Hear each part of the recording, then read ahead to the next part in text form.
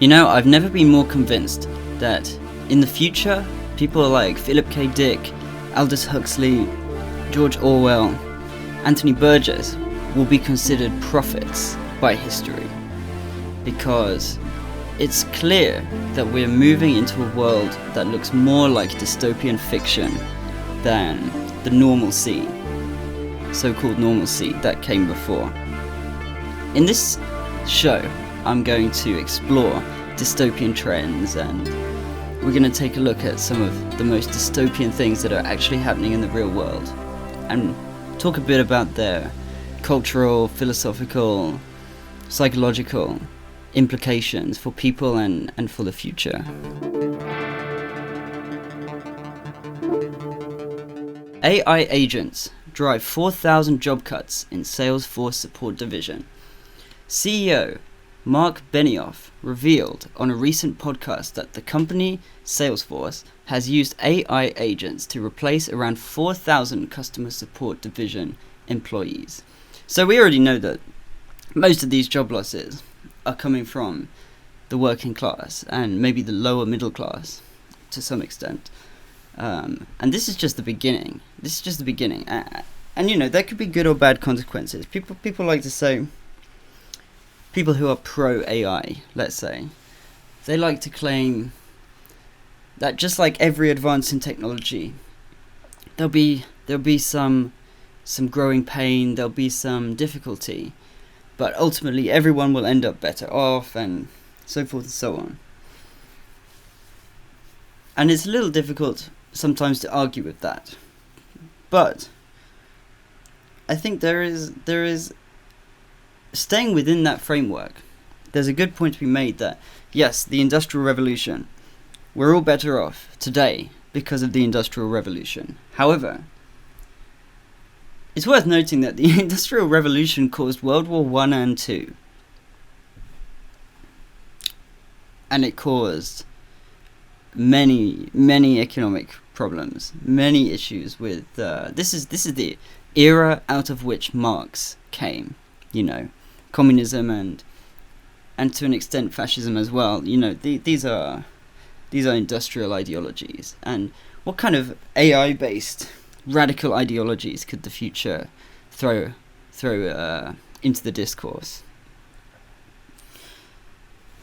So he says he just needs less heads. I don't need as many people in my company. Maybe some of these people are going to go and start companies, and there'll just be more companies doing more work, and everyone will have a job, but there'll just be, you know, everyone who does have a job will have like a greater responsibility, and they'll earn more money, and, you know, okay. I think that could take a long time. It took us so long to get used to industrialization. The fact that no one's doing anything about this, frankly, I was kind of shocked that the Labour Party, the left-wing party of the UK, said nothing about trying to guarantee that the working class would have a good time despite AI. That was really shocking to me. It made me think like we're living in this paradigm of the past, you know. And whilst they claim to be taking us to the future, the politicians, I'm not letting off any party, and I'm not just going after Labour, but I was particularly surprised that, you know, the party that's supposed to represent the labourers, the workers, hadn't even realised that this giant threat was already at our door. They say we're going to the future, but I don't think they're even thinking about the future past, you know, past the next election. So there's an agentic layer to this company. Yeah, let's talk a bit about what the AI is actually doing. I think that's in this one. Here we go. We have an agentic sales force, that's AI agents, AI that does things for you, which is calling back every person that contacts us. Oh, so if not having a job wasn't nice enough, you can also look forward to being harassed by all the companies that you ever contact, because there's just a pressure for more companies to use AI, and because these are the big companies that can afford AI at scale like this, or maybe they're in a data center, maybe they don't. they might rent. They might use another company's AI. Small businesses are not going to be able to compete. So if you or I want to start a business that's doing sales, we are forced because of economics. Economics is really important, even for artists, even for creative people, for everybody. Economics is really interesting as well. But we can just see here that economically this is clearly going to benefit quite a small number of people. And that's not even getting into. So let's look at this article. We are teaching the machine to take our job. Yes, it's this for me leads me to think about the psychological aspect, where people have always been useful. It's always been good that there are people and people available to work, and it's useful to you can offer yourself usefully to work. But are we approaching a world where people have no use to the economy? Because that is a psychological shift that I'm not sure has ever happened in the history of humanity. Maybe a little bit with the Industrial Revolution, but we've seen how crazy people have become, especially on the more fascist side. Like, it's not some kind of simple thing. There's going to be some moment where each of us realizes that we're just not even that useful. And for a lot of people, that's where they draw their meaning in life from,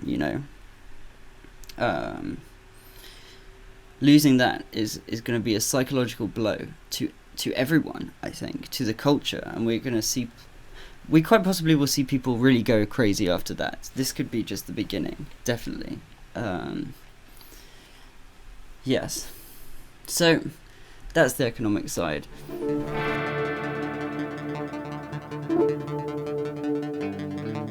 British police arrest more than 400 protesters at London Palestine Action support rally. 400 people were arrested at the London demonstration on Saturday. These were people who were supporting the proscribed Palestine Action group. Proscribed. The government banned the group under terror laws. What that should say is, the government proscribed this group as a terrorist organisation in July after activists broke into an airbase to protest against British policy. So, the British government is supporting both sides, as far as I can tell. It's crazy. It's crazy. I can't. There seems to be a cultural attitude, which is that Israel is bad and Palestine is good. I'm simplifying. and there is an economic political reality, which is that Britain is arming Israel and helping Israel. Are these people terrorists? This is what's really dystopian. It's that we now have... So, okay, you're going to have less economic freedom in the future. You're likely to be getting universal basic income, some kind of money that the government gives to everybody in some way. And to an extent, it is going to be more difficult to be an activist, because we see both on the left and on the right that people are being declared terrorists. Look, this person who was arrested is 74 years old. 74 years old.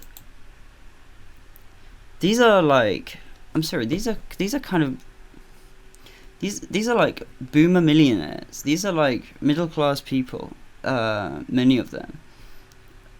It's shocking that we would think of them as terrorists. I guess terrorism is like pornography, in that you know it when you see it, but it's a little hard to define. Damaging a jet. Okay. They did an act of vandalism at a Royal Air Force base, which caused an estimated £7 million of damages, $10 million. They damaged a plane. Therefore, this 74-year-old woman who's protesting peacefully outside Parliament is a terrorist. This is just not logically consistent. This is like legalism, and I like that word because it has a particular historical meaning, and it also makes me think of the fact that our Prime Minister is a lawyer. And very much, we have a government that is focused on the letter of the law much more than the spirit of the law. They're not so interested in really why the law was brought in. They're more interested in using the law as some kind of a weapon. And I wasn't going to talk about this, but I will. We have Tommy Robinson, who's a right-wing figure. I'm presuming that London Palestine Action is a left-wing organisation, and if we think about the right wing, Tommy Robinson was arrested without the opportunity to go in front of a judge under terrorism laws, and kept in custody, and he had no right to remain silent and all these things. And we just have to think, like, we have to be very careful, because this will only expand until anyone who's against something that the government is doing can be called a terrorist. This might not seem very sci-fi, but what we're seeing here really is a sort of nascent form of mind control, and that is quite sci-fi. We're seeing a kind of brainwashing.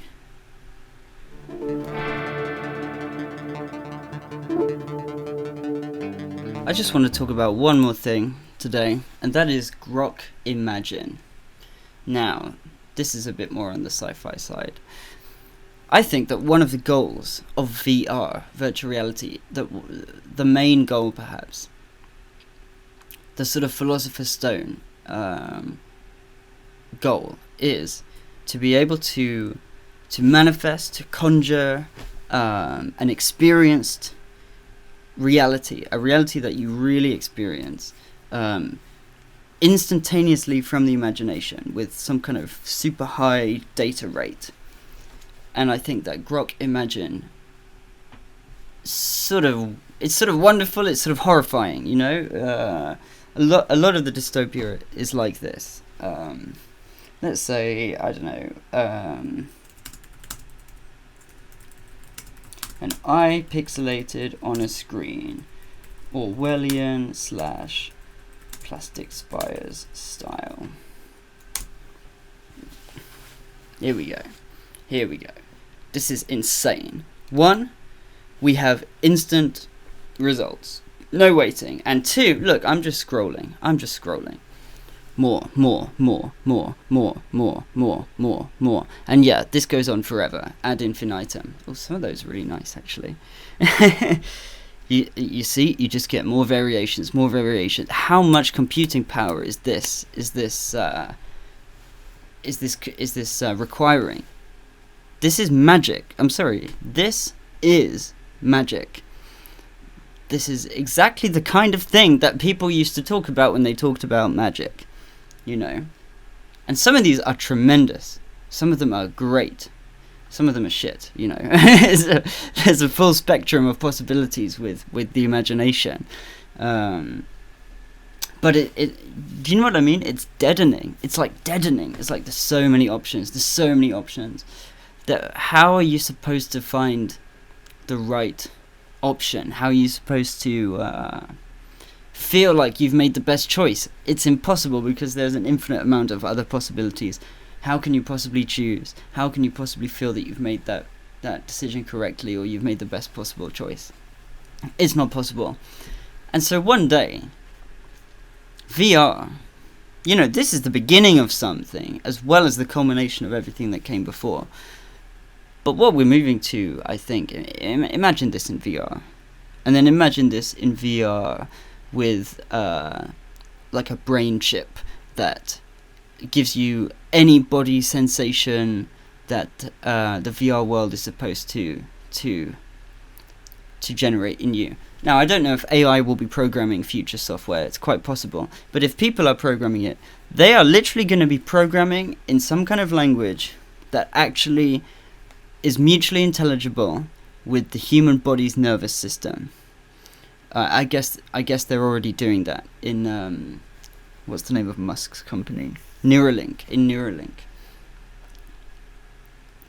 Yeah, this could be both wonderful and horrifying, and it's kind of everything all at once. It's already those things. But I don't know what the effect will be. Of in the future. We don't have jobs.